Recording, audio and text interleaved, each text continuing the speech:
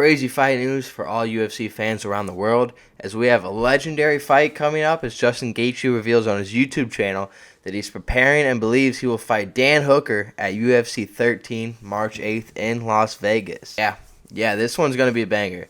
These are two guys, they ain't doing the wrestling, they ain't doing the crotch sniffing. They are there for blood, and they are there for a knockout fight. We're not going to no point fest to no decision.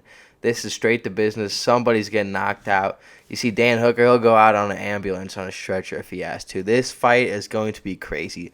This is two of the most violent guys on the roster going at it, and this is no better of a fight than you can make, and my prediction is it will be a fight of the year contender if everything goes to plan. Alright, so looking at their ages, we have Justin Gaethje at 36, Dan Hooker at 34.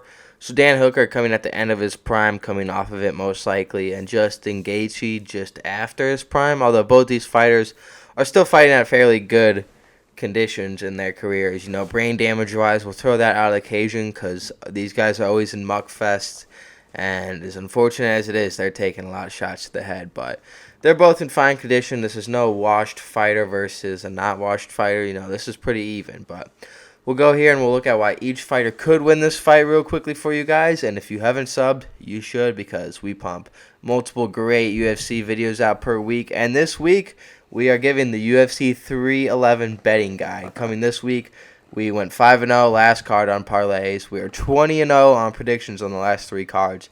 Pretty crazy, so make sure you tune in for that. That will be coming Wednesday, Thursday, or Friday. Not sure yet. We'll see what happens with work, but looking at Justin Gaethje's record, so he's 36. He's coming off of a loss to Max Holloway that everybody and their mother knows about.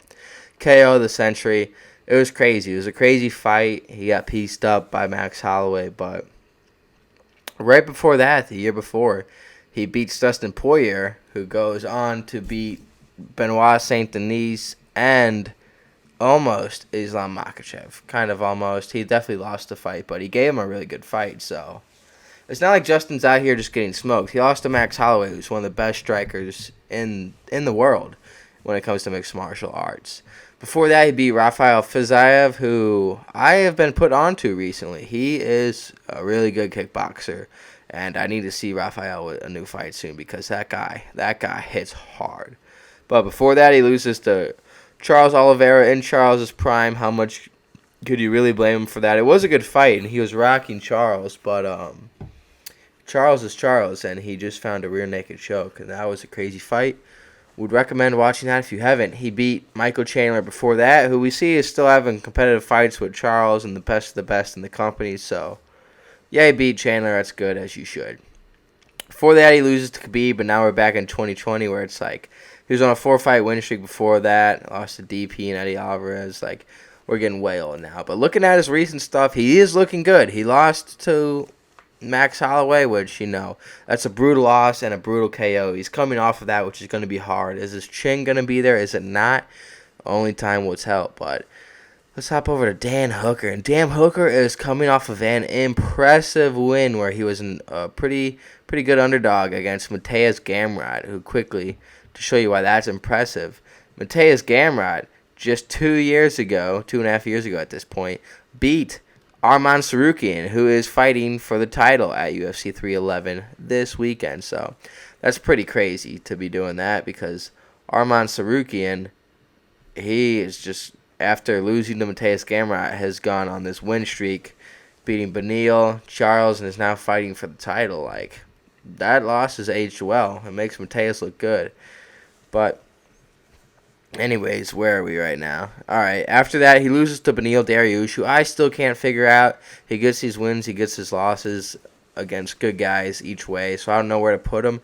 I do believe I have him beating Moicano this weekend. I will do more film study and let you guys know, but someone's telling me Beneil's going to pull that out. But anyways, he beats Jalen Turner, who is a good up-and-comer and good fighter, beats Rafael Fiziev, and beats Rafael Dos Anjos. Then he loses to Dan Hooker, and that's his last fight. So that's a really good guy Dan beat. If he won that fight, Mateusz Gamrot won that fight, he's probably fighting for the title, but we'll keep moving on. So that's an impressive win. He beat Jalen Turner, which I just mentioned is an impressive win. And we got some losses here. I mean, Islam Makhachev, are you really going to fault him for that? That guy's going to go down as the GOAT. He did lose. He was the guy to lose to Michael Chandler. But, I mean, anybody could lose to Michael Chandler. If you guys haven't seen this fight of Dan Hooker versus Dustin Poirer, I would pull that up on YouTube right now after this video, of course. You know, you could like, sub, then go watch that. But this is one of the best UFC fights of all time. And it was in COVID and it didn't have a crowd, as crazy as it is. But that fight is absolutely insane. So if you've not seen that, I would really strongly recommend watching that. So, Dan Hooker is coming off of an impressive 3-fight win streak in the last 2-3 years. So, you would think he would have more momentum, and he's 2 years younger than Justin Gaethje. But something about this, man, it's telling me Gaethje's going to pull this off. But I'm not going to make a prediction yet because I do think this fight is a pick'em fight. You know, pick whoever you want. It's going to be a mug fest. If you're going to bet on this fight, you could bet it to not go the distance. It'd be a crime if they did this as a 3-rounder fight. I'm really hoping they give it a 5-rounder, but we'll see what the UFC has in mind for that and who the co-main event is on that card. But this fight deserves to be 5 rounds. I'm telling you, if you're busy that night, be free for at least 30 minutes to watch this fight. This fight is going to be insane. It's going to be one definitely worth watching for. But with that being said, we're going to keep this video short. Ain't going to waste your guys' time. Thank you for all the support lately. The channel's doing great, so shout out to you guys, man. I appreciate that. But let me know in the comments who you got winning, Gaethje or Dan Hooker, because I'm kind of torn in the middle about it. I feel like a lot of people are going to be saying Dan Hooker, but something in me is telling me, I mean, look at this. Like, Gaethje is only fighting the best of the best people since 2018, 2019, 2017. Like, he's been fighting the best guys for like 7-8 years in a row now, so I don't know, something about, not to say that Dan Hooker hasn't, you know, he's been fighting almost the very best guys. It's been that and a little bit below, but something about this tells me Gaethje's going to have a comeback win and that he's going to hang him up after this. I don't know. If he loses, he definitely hangs him up. I could see him wanting to go on a run if he wins, but he's talked about hanging him up before. But anyways, you guys enjoy your night, and I will see you guys in the next one. Peace.